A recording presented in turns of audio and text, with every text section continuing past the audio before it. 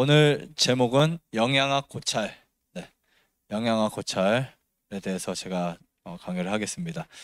인간은 무엇을 먹어야 하는가? 이 부분, 영양을 어떻게 이해할 것인가? 굉장히 중요한 내용입니다. 영양. 사실 이 영양학이라는 문제가 알려지고 나서부터 사람들이 건강에 대한 단서를 찾은 하나의 키라고 할까요? 그런 것을 찾는 시점이 되었습니다. 제가 쓴 책에도 그렇고 교재에도 그렇고 영양에 대한 이야기가 나옵니다. 자, 영양은 인체 생명 활동이라고 써있죠. 그 다음에 일반적인 견해를 보면 분석을 바탕으로 섭취 기준이 달라집니다. 올바른 견해는 섭취와 소화의 동등한 중요성, 분석학이 아니라 생리학적 견해로 받아들인다. 되게 약간 이해하기 어려울 수 있겠어요. 자, 영양학의 올바른 견해가 뭐라고요? 섭취와 소화의 동등한 중요성. 즉 우리가 음식을 섭취하잖아, 그죠? 영양이라고 하는 단어를 이렇게 생각하시면 돼요. 여러분들이 섭취해야 하는 것들이 흡수돼야 하는 부분이라고 생각하면 됩니다. 그냥 간단하게 말씀드리면 사람이 살아가는데 필요한 양분이라고 보시면 돼요. 자, 그러면 우리 풀에는, 꽃에는, 나무에는 무엇이 필요할까요? 수분이 필요하죠. 가장 중요한 수분, 햇빛, 거름. 수분, 햇빛, 그러니까 물이에요. 사람에게는 음식이 필요하겠죠. 음식. 근데 그 음식을 먹어야 되는데, 자, 영양에서 섭취도 중요하지만 무엇도 중요하다? 흡수도 중요하다. 우리는 지금까지 무엇에 포커스를 맞춰왔냐면요, 섭취에 포커스를 맞춰왔어요. 무엇을 먹을까? 어떤 걸 먹을까? 어떤 종류를 먹을까? 이렇게요. 근데 그거보다 더 중요한 것은 흡수라고 보시면 돼요. 자, 영양학에 대한 이해에서 탄수화물, 단백질, 지질. 자, 여기 세 가지는 뭐냐면 칼로리가 만들어지는 영양소예요. 이 세 가지. 탄수화물, 단백질, 지질. 그 다음에 물, 무기, 염류, 기타, 효소, 비타민, 파이토케미컬, 이런 것도 있어요. 이게 우리 몸에 필요한 영양소라고요. 만약에 여기서 여러분들이 조금이라도 부족한 것이 있다, 그럼 문제가 생기는 거예요. 미네랄은 우리 몸에 몇 프로 있을까요? 4%가 있어요. 4%. 4%밖에 없지만 그 미네랄 중에 정말 적은 양의 마그네슘이 부족하다, 그러면 눈이 떨리기 시작하는 거예요. 칼슘이 부족하다, 뼈가 약해지기 시작하는 거예요. 칼륨이 부족하면 갑자기 몸이 붓기 시작하는 거예요. 나트륨이 부족하면 탈수가 생기는 거예요. 인이 부족하면 뼈가 잘 생성이 안 되는 거예요. 그렇듯이 우리 몸에는 정확한 영양들이 적당하게 그리고 잘 흡수될 수 있도록 준비되어야 합니다. 제가 어떤 것을 먹어야 될지 아주 간결하게 말씀드릴게요. 여호와 하나님이 무엇으로 사람을 지으셨다? 성경에 있다 보면 흙으로 사람을 지으셨대요.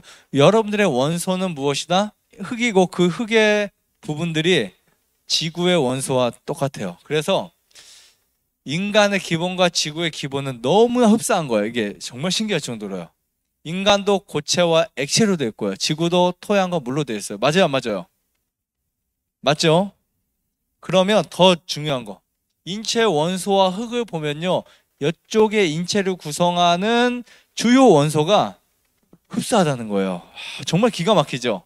그러니까 사람의 몸에 이제 필요한 이 영양소들이 사실 흙에 다 있습니다. 그래서 사람이 먹어야 하는 음식은 씨 맺는 모든 채소와 씨 가진 열매 맺는 모든 나무라고 표현하고 있어요. 사람이 뭐를 먹어야 된다고요? 채식을 해야 된다.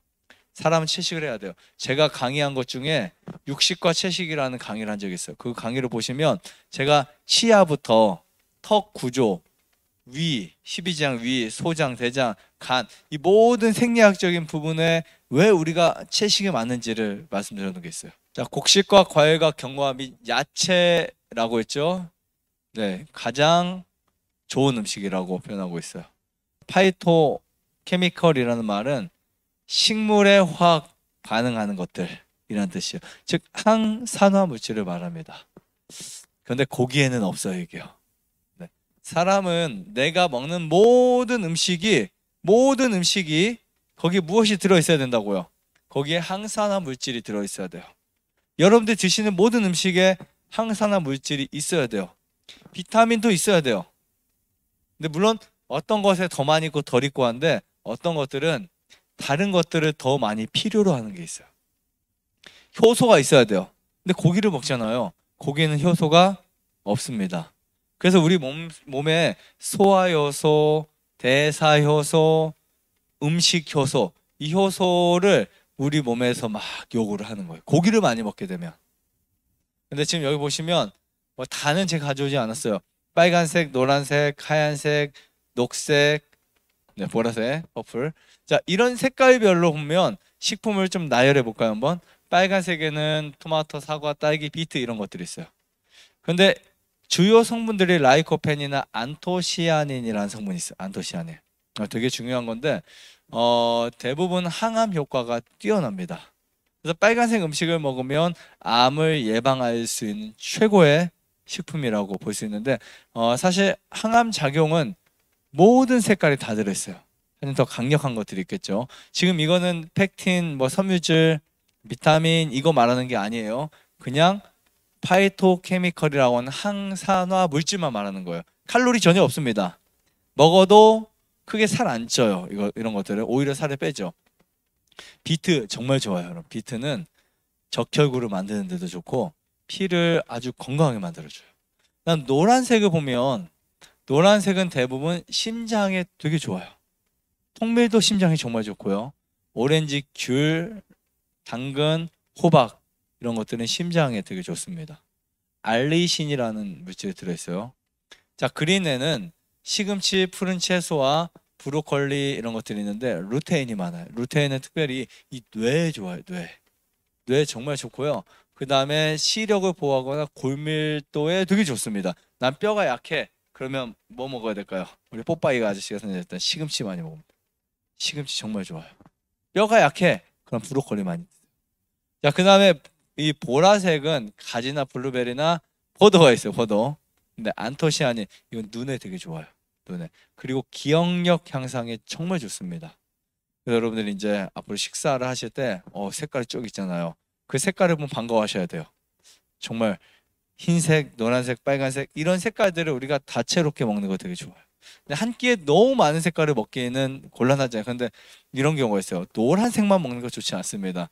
노란색 이렇게 섞어 드시면 돼요. 네, 그냥 오늘 내가 흰색인 무와 흰색인 두부와 흰색인 흰밥과 더덕과 도라지 이런 거 이렇게 드시 마시고 약간 골고루 어떻게 보면 주식과 부식을 먹게 되면 색깔이 균형지게 됩니다. 자, 생리학적인 구조. 우리가 일반 차를 보면 디젤과 가솔린 분명히 엔진에 따라서 분류가 됩니다. 맞죠? 네, 디젤 차량은 디젤 엔진을 갖고 있고 가솔린 차량은 무엇을 갖고 있다? 가솔린 엔진을 갖고 있어요. 만약에 가솔린 엔진에 디젤을 넣게 되면 차가 얼마 안 가다가 섭니다. 근데 여러분들 몸에는 이렇게 반대로 많이 넣으셨다고요. 안 맞는 걸 계속 넣어왔어요. 그런데 차는 바로 쓰지만 우리 몸은 그래도 버텨줬어요. 그냥 뭐 잡식이라 버틴 거 아닙니다. 네, 그게 아니라 사람의 몸이 정말 정교와 정말 튼튼하게 만들어졌기 때문에 그나마 버텨준 거예요. 자, 우리가 보면 가장 최적의 음식이 있습니다. 자, 소에게는 풀이에요. 소가 풀 뜯어 먹지. 그죠? 소가 고기 먹는 거 봤어요? 아니면 소가 바나나 먹을까요? 소가 빵 먹을까요? 소는 풀 뜯어 먹어요. 맞죠? 소는 풀 뜯어 먹어요. 개는 풀 뜯어 먹지 않습니다. 개는 토할 때나 자기 몸에 이상 반응이 있을 때만 풀을 먹어서 토를 해요. 자, 소가 풀을 뜯어 먹어요. 그래서 우리가 엉뚱한 행동을 하면 개 풀 뜯어 먹는 소리 한다. 이게 그런 뜻이에요. 개는 풀을 먹지 않아요. 자, 송충이는 무엇을 먹죠? 송충이는 솔잎을 먹습니다. 솔잎을 먹어요. 자, 호랑이는 고기 종류를 다 먹어요. 그 다음에 식물은 거름을 먹고 사람은 곡식과 채소와 과일과 견과류를 드셔야 합니다. 자, 음식물이 영양이 되는 과정을 제가 좀 설명드린다면 우리가 씹어요. 타액과 섞입니다. 그것이 위장에 들어가서 음식이 소화되기 가장 좋은 상태로 바뀌어요. 그러면 그것이 소장에서 지금 저런 게 있어요. 사진을 보시면 뭐가 있어요? 이 육모 도이기라는 게 있어요. 이 도이기 위에 음식물이 쭉 지나가면서 거기에 영양이 만들어집니다. 그래서 이렇게 음식을 먹어서 소화돼서 사람이 성장을 해요. 아이들이 장이 있어서 장 내에 음식이 들어가서 어떻게 될까요? 세포가 더 자라나고 커집니다. 로마린다 의과대학 연구 자료를 보면 캘리포니아 일반 시민과 채식하는 사람들의 사망률을 비교를 했습니다. 아주 단순합니다. 종교가 있든 없든 그냥 채식하는 사람들과 하지 않는 사람들을 비교해 보니까 여기 지금 캘리포니아 일반 사람들이 100이라고 가정했을 때 거기에 비해서 폐암은 20%였단 거예요. 20%. 그 다음에 각종 암들 전체적으로 한 59%인데 심장병은 한 50%, 비만은 50%, 각종 사망 59%. 여러분 대박 아니에요? 엄청나지 않아요? 그러니까 일반 사람이 10명이 폐암에 걸릴 때 채식을 한 사람들은 2명밖에 안 걸린다. 일반 사람이 비만에 10명이 걸릴 때 채식하면 5명밖에 안 걸린다. 자, 그 다음에 자, 이 정말 중요한 내용이에요. 자, 독일학자 베렌트 박사라는 사람이 있습니다. 여기에 아주 흥미로운 것을 글로 이렇게 쭉 썼어요. 그래서 제가 그 글이 너무 마음에 들어서 표를 만들었어요. 척추 동물은 발육기의 6배가 수명이라는 글이 쭉 있더라고요. 그래서 찾아보니까 정말 맞아요. 코끼리를 봤더니 25년이 자라요. 6배를 곱하면 몇 년을 살아요? 수명이 150년. 정확했어요. 너무 신기해요. 그 다음에 말이 한 30년 정도 삽니다. 말이 얼마큼 성장하는지를 봤더니 한 4년에서 5, 6년까지 성장해요. 평균 5년이에요. 낙타가 24년을 삽니다. 네. 그런데 몇 년 동안 성장해요? 4년을 성장해요. 사람이 120년을 사는 것이 성경의 뜻입니다. 사람의 수명이 120이라는 표현 있어요, 없어요? 있죠. 창세기 6장에 보면 모세도 124살 살고 가장 사람에게 이상적인 수명 장수의 가장 이상적인 수명이 120살이 됐어요. 더 사는 경우 있고 더 사는 경우 있지만. 자, 그런데 그 120년을 사는 조건의 가장 첫 번째가 20년을 성장해야 돼요. 의미가 있어요, 없어요? 그러니까 사람이 저는 18살 때까지 성장했으니까 저는 잘 살면 108살까지 살 수 있겠죠. 근데 내가 나는 15살밖에 성장이 멈췄어. 왜 성장이 빨리 멈춘 줄 아세요?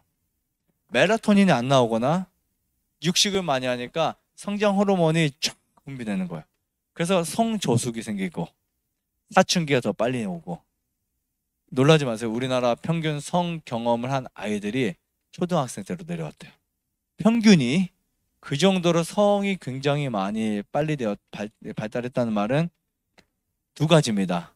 원시인들처럼 자제 없이 산다든지 아니면 몸이 그렇게 음식에 의해서 성숙되었든지. 고기를 많이 먹으면 그래요. 고기를 많이 먹어. 주식이 고기인 나라들이 아이들이 성 호르몬이 빨리 분비가 됩니다. 그래서 그렇게 빨리 자랐잖아요. 우리 집 아이가 더 커. 너는 뭐 아무것도 안 먹고 왜 이렇게 키가 안 컸냐? 뭐 이렇게 할 수 있지만 길고 짧은 건 가서 봐야 알아요. 네. 이 아이는 천천히 크고 이 아이는 팍 컸다 그냥 가요. 누가 건강할까요? 천천히 커야 돼. 이 말은 여러분들이 단백질 섭취를 과하게 하지 말라는 거예요. 아주 간단한 예입니다. 단백질이 가장 많이 필요한 나이가 어린아이의 성장기라고. 그래서 아이들은 그냥 모유, 우유 그 단백질 다 먹잖아요. 그러니까 먹고 자고 하면서 자고 일어나면 이만큼 커 있고 이만큼 커 있고 커 있어서 100일이 되면 이만큼 커 있잖아요. 진짜요. 맞죠? 이만큼씩 크는 거 맞죠? 하루에 100번 해보세요. 한 이만큼 크죠. 100일 되면 도일 되면 이만큼 커 있잖아요. 원래 크게 이 정도로 태어나서 2.74 저희 시온이가 2.74 되게 작게 태어났지만 100일 때 8kg 하던데 100일 때. 네, 그러니까 뻥튀기 한 거죠. 이만큼씩 매일 큰 거예요. 이만큼씩 크는 이유는 단백질 섭취가 많으니까. 단백질이 가장 필요한 나이가 어린아이라고요. 그런데 이 단백질이 과하게 섭취되잖아요. 그러면 아이의 성장기가 너무 빨라져요. 이 성장기가 빨라지면 무엇이 올까요? 병이 옵니다. 그래서 요즘에 고기를 많이 먹은 아이들이 아토피에 걸리는 확률이 되게 높아졌어요. 아토피뿐만이 아니에요. 각종 비만부터 시작해서 그 심장 질환까지 엄청나게 많은 질병에 걸려 있다는 거예요. 그래서 우리가 이 성숙기 20년이라는 것은 가장 중요한 게 단백질과 관련돼 있어요. 지금부터 여러분들이 단백질을 과하게 섭취하면 빨리 노화가 된다. 이렇게 보시면 될 것 같습니다. 이점은 빨리 성장한다. 또 이점은 머리가 조금 더 잘 굴러간다. 머리가. 왜냐하면 단백질은 이 뇌에 정말 좋습니다.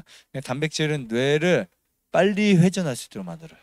근데 이게 사실 빨리 회전이라기보다는 빨리 성숙, 노숙 이걸 표현해야 되는 게 더 맞을 것 같아요. 하지만 적당한 양의 단백질을 섭취하게 되면 충분한 영리함과 충분한 뇌 그리고 충분한 건강을 같이 얻을 수 있습니다. 자, 가공식품의 문제를 한번 찾아볼게요. 주요 가공식품들은 가공했다라고 해서 가공식품이라고 합니다. 공장에 들어갔다 왔다든지 정제를 한다든지, 특히 쌀을 정제하면 가공이 하는 거예요. 가공쌀. 설탕을 가공하면 가공설탕이 되고, 소금을 가공하면 가공소금이 돼요. 그 중에 정말 안 좋은 가공은 무엇인가 벗겨내기 위해서 약물을 사용하는 거예요. 도라지를 우리가 먹잖아요. 도라지 다 건강식품인 줄 아시죠? 근데 중국산 도라지가 어떤 약물에 의해서 그 색깔을 표백제에 의해서 유지가 되고, 그런 도라지는 건강식이라고 볼 수가 없어요. 그것도 가공 만들어진 식품이에요. 그리고 또 어떤 것들은 보면 방부제를 정말 많이 사용해요. 방부제를. 그래서 그 방부제 통째로 먹게 되면 문제가 될 수도 있어요.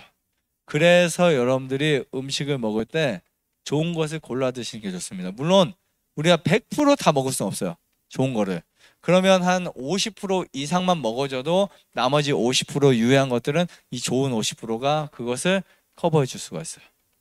예를 들면 현미쌀은 휘탄산이 있어요. 이 휘탄산은 중금속을 제거합니다. 수은이라든지 납이라든지 이거 제거할 수 있어요. 근데 그래서 현미는 농약 한 거 먹어도 아무 상관이 없어요. 근데 우리가 현미쌀 농약 안 한 거 찾기 되게 쉽고, 농약 안 한 거 그렇게 비싸지 않아요. 그냥 뭐 사과나 이런 과일들은 농약 안 하고 힘들잖아요. 그때 아니면 없고 되게 비싸고, 현미쌀이 일반 쌀에 비해서 유기농이 뭐 비싸봐야 조금 몇만 원 더 비싸요. 한 가마에.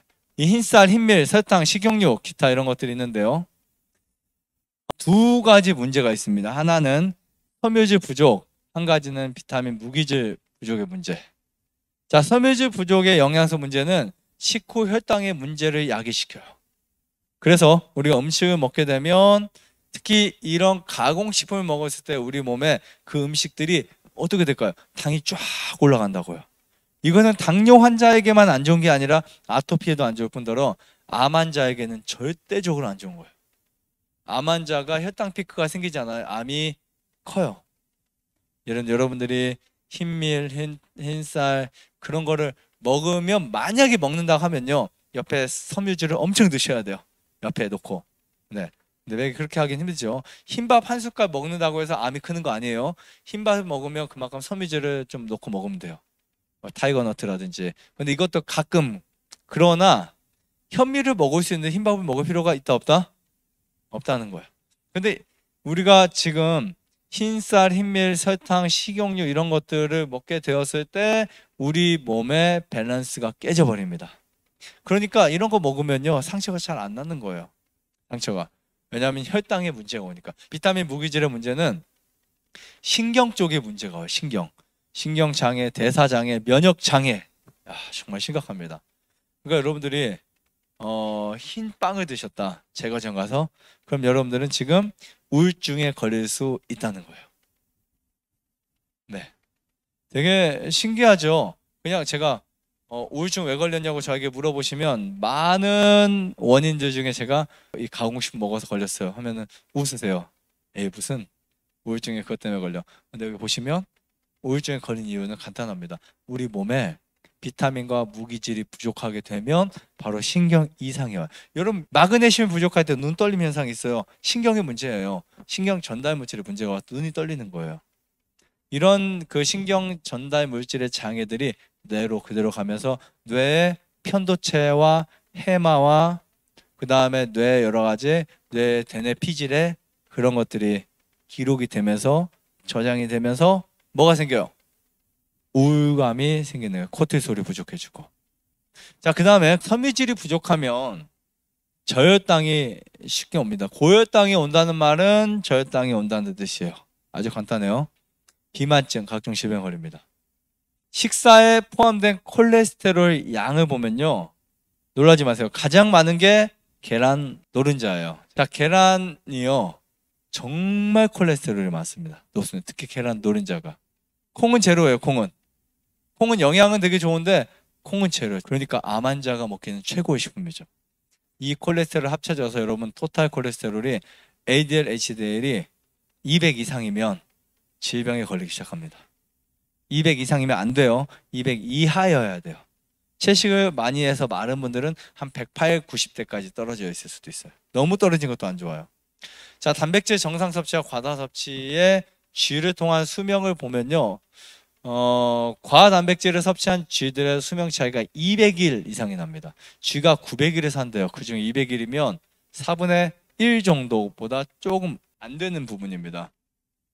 사람의 수명으로 따지면 20년 이상에 해당돼요. 무슨 말이냐면 쥐에게 단백질을 많이 섭취시키니까 우리가 좋아하는 단백질, 프로틴 이런 것들 많이 시키니까 쥐 수명이 짧아졌다고요. 어느 정도로? 사람으로 치면 20년이 짧아진 거예요.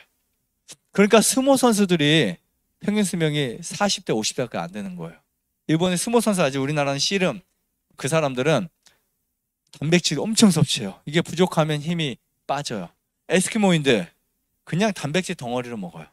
그 사람들은 생거를, 고기를 먹어요. 그런데 수명이 40, 50대밖에 안 돼요. 평균이 40대예요. 40대. 이유가 뭘까요? 이유가 단백질이에요. 아까 20년 이상 차이 난다 그랬죠. 그러니까 그 에스키모인들의 그런 환경에서 고기만 섭취가 절반만 되더라도 한 10년, 15년은 올라갈 거예요, 수명이. 자, 1인당 소고기 소비량이 높을수록 임파종양 발생이 높습니다.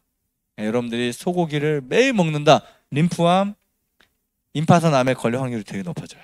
그리고 1일 50g 소비하는 미국이 임파종양이 가장 높아요. 1g 미만 섭취하는 일본이 가장 낮습니다.